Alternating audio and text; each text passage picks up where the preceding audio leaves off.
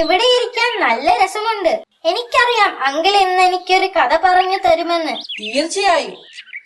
അതെ അബു, ഇന്ന് ഞാൻ പ്രവാചകന്റെ മറ്റൊരു അനുയായിയായ അബ്ദുല്ലാഹ് ഇബ്ൻ മക്തൂം റളിയല്ലാഹു അൻഹുവിനെ കുറിച്ചാണ് പറയാൻ പോകുന്നത്. അങ്കിൾ വേഗം നമുക്ക് കഥ പറയാം. എനിക്ക് കഥ കേൾക്കാൻ ധൃതിയായി. തീർച്ചയായും. അബ്ദുല്ലാഹ് ബിൻ മക്തൂം റളിയല്ലാഹു അൻഹു മുഹമ്മദ് നബി സല്ലല്ലാഹു അലൈഹി വസല്ലമയുടെ ഒരു അനുയായി ആയിരുന്നു. അദ്ദേഹത്തിന്റെ മാതാവിന്റെ പേര് ആത്തിക എന്നാണ്. എന്നാൽ അന്ധനായ ബാലനെ പ്രസവിച്ചതുകൊണ്ട് അന്ധന്റെ മാതാവ് എന്ന അർത്ഥത്തിൽ മക്തും എന്നാണ് ആളുകൾ അവരെ വിളിച്ചിരുന്നത്. അബ്ദുല്ലാഹ് ബിൻ മക്തൂം റളിയല്ലാഹു അൻഹു ജന്മനാ അന്ധനായിരുന്നു. അംർ ബിൻ മക്തും എന്നും അംർ ബിൻ ഖൈസ് എന്നും അദ്ദേഹം അറിയപ്പെട്ടിരുന്നു. പ്രവാചകന്റെ ആദ്യ ഭാര്യയായ ഖദീജ റളിയല്ലാഹു അൻഹുവിന്റെ കസിൻ ആയിരുന്നു അവർ. ഇസ്ലാം മതം സ്വീകരിച്ച ആദ്യത്തെ ആളുകളിൽ പെട്ടതായിരുന്നു അദ്ദേഹം ഇസ്ലാം മതത്തെ വളരെയധികം സ്നേഹിച്ചിരുന്നു. പ്രാർത്ഥിക്കുന്നതിനായി ദിവസവും 5 നേരം പള്ളിയിൽ പോകുമായിരുന്നു. ഒരിക്കൽ പ്രവാചകൻ സ്വല്ലല്ലാഹു അലൈഹി വസല്ലമ അദ്ദേഹത്തെയും മുസാബ് ബിൻ ഉമൈർ റളിയല്ലാഹു അൻഹുവിനെയും കൂട്ടി മദീനയിലേക്ക് പോയി. ഹിജ്റക്ക് മുൻപ് അവിടെയുള്ള ജനങ്ങളെ ഖുർആൻ പഠിപ്പിക്കുന്നതിന് വേണ്ടിയായിരുന്നു അത്. അബ്ദുല്ലാഹ് റളിയല്ലാഹു അൻഹുവിനെയും ബിലാൽ ബിൻ റബ്ബ റളിയല്ലാഹു അൻഹുവിനെയും പ്രവാചകൻ മദീനയിലെ പള്ളിയിലെ മുഖദ്ദിസായി തിരഞ്ഞെടുത്തു. അബ്ദുല്ലാഹ് റളിയല്ലാഹു അൻഹുവിനെ പള്ളിയുടെ ചുമതല ഏൽപ്പിച്ചുകൊണ്ട് പ്രവാചകൻ യുദ്ധത്തിൽ പങ്കെടുക്കുന്നതിനായി മദീനയിൽ നിന്നും തിരിച്ചുപോയി. മക്കയിലെ ഇസ്ലാം മതത്തിന്റെ ഉദയത്തിന് അബ്ദുല്ലാഹ് റളിയല്ലാഹു അൻഹു സാക്ഷ്യം വഹിച്ചു. മുസ്ലിങ്ങൾ പീഡിപ്പിക്കപ്പെട്ടപ്പോൾ തന്റെ സഹോദരന്മാരോടൊപ്പം അദ്ദേഹവും ധാരാളം കഷ്ടപ്പാടുകൾ സഹിച്ചിട്ടുണ്ട്. അദ്ദേഹത്തിന്റെ ജീവിതം പ്രവാചകന് വേണ്ടി ഒഴിഞ്ഞു വെച്ചതായിരുന്നു. മാത്രമല്ല അദ്ദേഹം വളരെ മനോഹരമായി ഖുർആൻ പാരായണം ചെയ്യുമായിരുന്നു. പ്രവാചകന്റെ ഹൃദയത്തിൽ ഇടം നേടാനുള്ള ഒരവസരവും അദ്ദേഹം പാഴാക്കിയിരുന്നില്ല. ചില സമയത്തെ അദ്ദേഹത്തിന്റെ ധൃതിയും വെപ്രാളമെല്ലാം ചിലപ്പോഴൊക്കെ പ്രവാചകന് അസ്വസ്ഥതയുണ്ടാക്കാറുണ്ട്. ഒരിക്കൽ പ്രവാചകൻ മുഹമ്മദ് നബി മുസ്തഫ സ്വല്ലല്ലാഹു അലൈഹി വസല്ലമ പേർഷ്യയിലുള്ള പ്രമുഖ വ്യക്തികളുമായി ഒരു കൂടിക്കാഴ്ച നടത്തുകയായിരുന്നു. പ്രവാചകനും അദ്ദേഹത്തിന്റെ അനുയായികൾക്കും പേർഷ്യക്കാരിൽ നിന്ന് ധാരാളം ബുദ്ധിമുട്ടുകൾ സഹിക്കേണ്ടി വന്നിട്ടുണ്ടായിരുന്നു. ഈ കൂടിക്കാഴ്ച പ്രവാചകന് വളരെ പ്രാധാന്യമേറിയതായിരുന്നു. അവർ പ്രവാചകനോട് അനുകൂലമായ നിലപാടെടുക്കുമെന്നും കുറഞ്ഞ പക്ഷം തന്റെ അനുയായികളെ പീഡിപ്പിക്കുന്നതിൽ നിന്ന് പിന്മാറുകയെങ്കിലും ചെയ്യുമെന്ന് പ്രവാചകൻ ആഗ്രഹിച്ചു.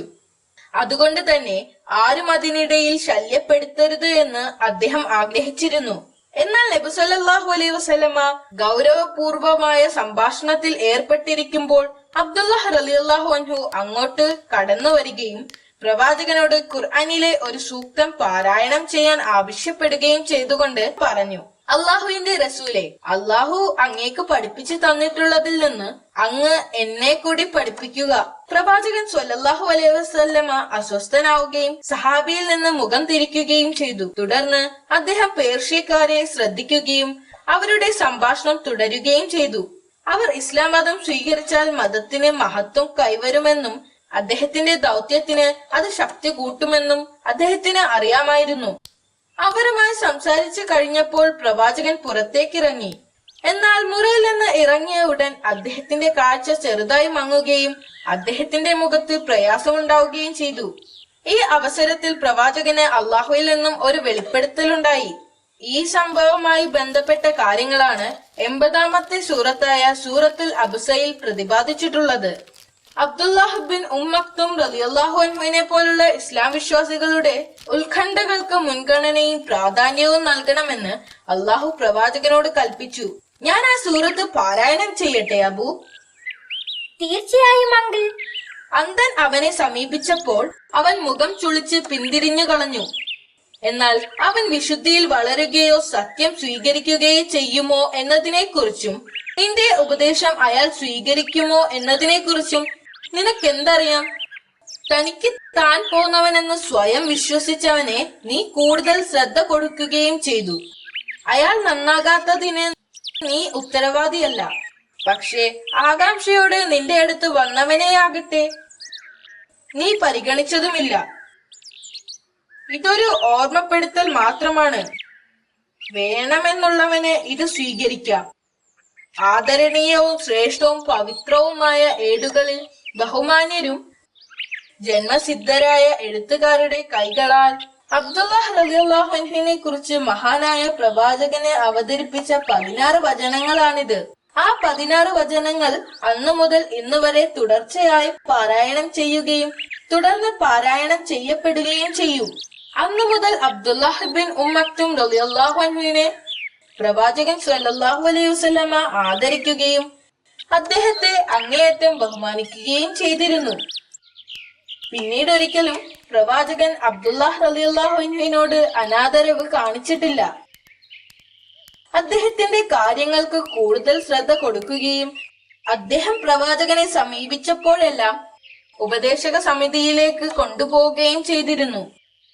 അക്കാലത്ത് മുസ്ലിങ്ങളുടെ അവസ്ഥ വളരെ ബുദ്ധിമുട്ടേറിയതായിരുന്നു.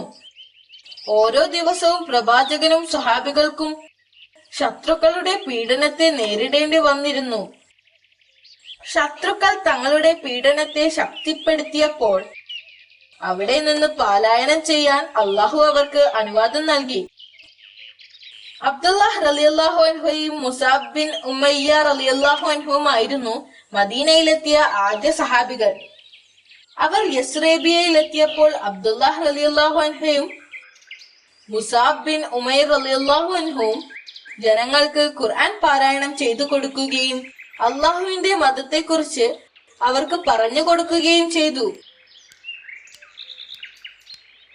ബദർ യുദ്ധത്തിനു ശേഷം മുജാഹിദിന്റെ പദവി ഉയർത്തുന്നതിനായി പ്രവാചകൻ അള്ളാഹുവിൽ നിന്ന് ചില വെളിപ്പെടുത്തലുകൾ ഉണ്ടായി. വീടുകളിൽ വെറുതെ ഇരിക്കുന്ന ആളുകളെ ഉദ്ദേശിച്ചായിരുന്നു അത്.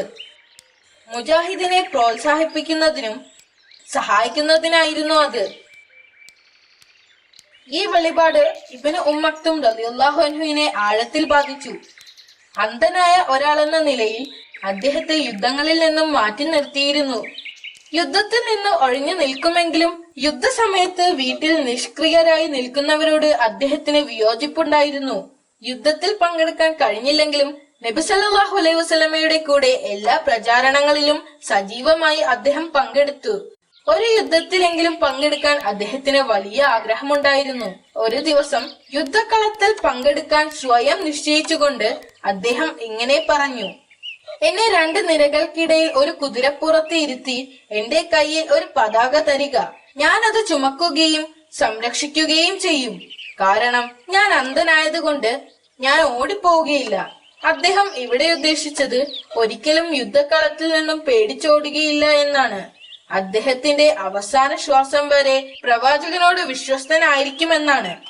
ഹിജറക്ക് ശേഷം 14-ാം വർഷത്തിൽ ഉമർ റളിയല്ലാഹു അൻഹു പേർഷ്യക്കാർക്കെതിരായി ഒരു യുദ്ധത്തിന് നേതൃത്വം നൽകുകയും യുദ്ധം വിജയിക്കുകയും ചെയ്തു.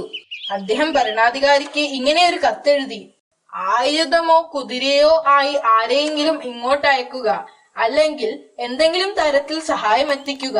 എല്ലാ ദിശകളിൽ നിന്നും മുസ്ലിം ജനവിഭാഗങ്ങൾ ഉമർ റളിയല്ലാഹു അൻഹുവിന്റെ അഭ്യർത്ഥനയോട് പ്രതികരിക്കുകയും മദീനയിലേക്ക് യാത്ര പുറപ്പെടുകയും ചെയ്തു.